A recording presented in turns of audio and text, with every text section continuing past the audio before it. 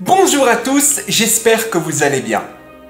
Ça fait plus de 7 ans que je n'ai pas montré mon visage sur YouTube, ça fait vraiment bizarre.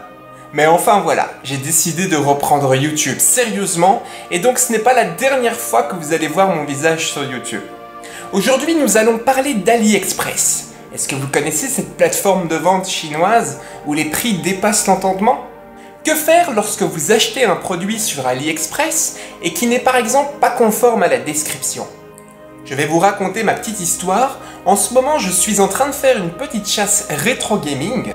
Je vous ferai une vidéo prochainement là-dessus.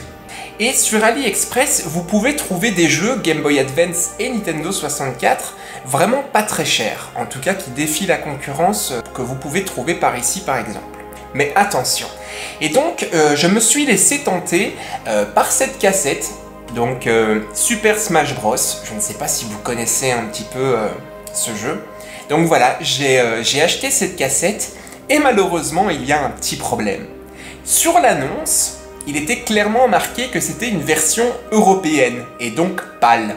Et en fait, il y a un petit souci, si vous regardez à l'arrière de la cassette, vous pouvez remarquer qu'en fait les trous ne sont pas du tout comme une version pâle. Par exemple, j'ai une autre cassette ici, Super Mario, qui elle, je l'ai depuis très longtemps, et vous pouvez remarquer en fait que l'arrière de la cassette n'est pas du tout le même. Les trous en fait ne sont pas du tout au même endroit. Et donc cette cassette que j'ai achetée n'est pas du tout européenne, elle n'est pas du tout pâle, et donc clairement je me suis fait arnaquer, et le vendeur est un faussaire. Donc, si par exemple vous recevez un produit AliExpress qui n'est pas conforme à la description, vous vous demandez sans doute, mais que se passe-t-il? Qu'est-ce que je peux faire dans cette situation?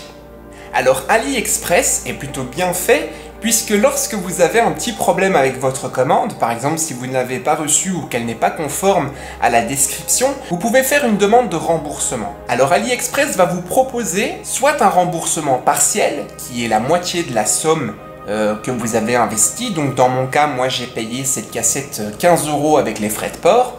Donc AliExpress me proposait de me rembourser 7,50 €, quelque chose comme ça. Ou un remboursement total, mais dans ce cas-là, il faut en fait renvoyer l'article. Et oui, ça va être le thème de la vidéo parce que justement, il y a un petit problème avec le renvoi d'article. Je vais vous expliquer tout ça maintenant. Donc, suite à la réception de cette cassette qui n'est pas du tout européenne, je contacte le vendeur pour lui expliquer la situation, en lui partageant un screenshot de son annonce qui dit clairement que c'est européen, et en fait, le vendeur me répond tout simplement American version. Ok, pas de souci. Je remarque donc à ce moment-là que le vendeur fait preuve de mauvaise foi. À partir de ce moment-là, je me dis que l'échange avec le vendeur risque d'être compliqué et ça sent le roussi. Et donc, je fais ma demande de remboursement auprès d'AliExpress, qui me propose donc un remboursement partiel ou complet. Et étant donné que j'ai une poste pas très loin de chez moi, je me dis tiens, c'est la première fois que je vais renvoyer un colis, pourquoi pas essayer? Donc je demande à AliExpress un remboursement total et j'étais prêt à renvoyer l'article. Je fais ma demande, la demande est acceptée, j'en arrive tout à la fin où en fait il y a un petit souci. Sur la page de remboursement, je n'ai que mode de livraison, et donc je dois choisir par exemple si c'est GLS, Mondial Relais, Bipost, etc. Je dois choisir en fait la plateforme avec laquelle je vais envoyer le colis. Et je dois également renseigner le numéro de tracking. Or, sur le site d'aide d'AliExpress, il précise que dans ce cas-là, donc dans un cas de remboursement total, vous avez aussi un petit bouton où il est marqué imprimer l'étiquette gratuite. Or, je vous partage l'image en live. Comme vous pouvez le voir, je n'ai absolument pas ce bouton d'imprimer d'étiquette gratuite, alors qu'il est clairement mentionné que les frais de transport, enfin les frais de livraison, les frais de port, sont à la charge du seller, et donc du vendeur. À partir de ce moment-là, je recontacte le vendeur pour lui expliquer la situation, et à votre avis, qu'est-ce qu'il me répond? American version. Super.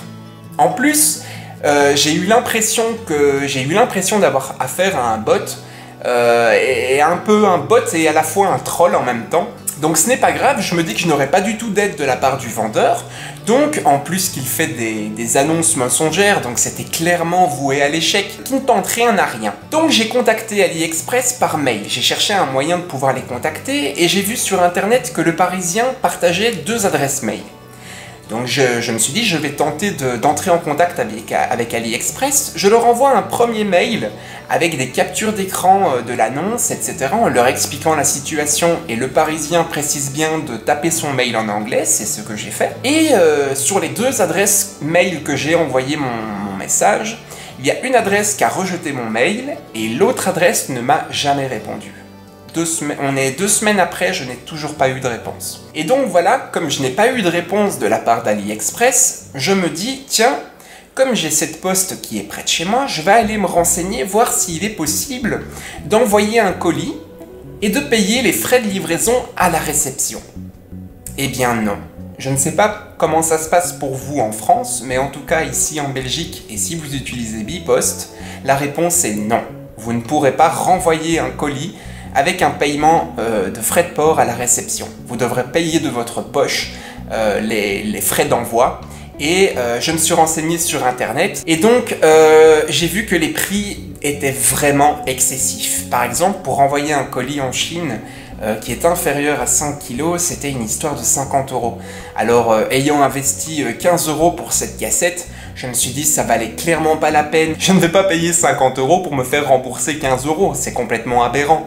Et donc je suis vraiment très déçu d'AliExpress qui ne répond pas à mes mails et en plus ne m'a pas fourni d'étiquette gratuite pour renvoyer mon colis, alors que sur la page il est bien marqué, sur la page de remboursement il est bien marqué que c'est aux frais du vendeur. Donc j'ai un petit peu l'impression qu'AliExpress protège les faux vendeurs, les fausses annonces. Et je me suis dit, j'ai trouvé ça vraiment dommage, et je me suis dit qu'il fallait absolument que je vous partage mon expérience pour éviter de faire la même erreur. Donc si vous êtes dans le même cas que moi et que vous devez rembourser, et que vous devez faire un remboursement de votre produit, je vous recommande de demander malheureusement un remboursement partiel, qui est, je crois, de la moitié, logiquement, qui est de la moitié de la somme.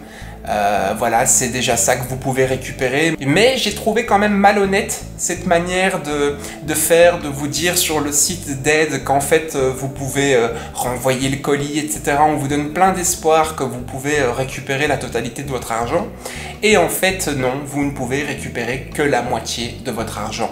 Voilà. Tant qu'on est dans le partage d'expérience, je voulais également vous dire que je ne sais pas si vous avez entendu cette histoire de frais de douane. Alors il y a des gens, ils reçoivent un colis, mais avant de recevoir le colis, ils reçoivent un mail qui dit que votre colis est bloqué à la douane et qu'il faut payer une vingtaine d'euros, peut-être plus, pour débloquer votre colis. Eh bien, en me renseignant sur les frais de port, etc., je suis tombé sur un article qui disait que si vous achetiez pour une valeur de plus de 150 € sur AliExpress, eh bien, effectivement, vous avez des frais de douane. Donc, faites attention à ça.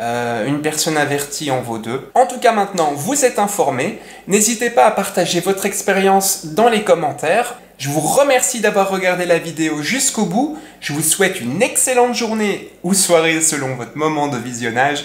Et je vous dis à bientôt pour une prochaine vidéo.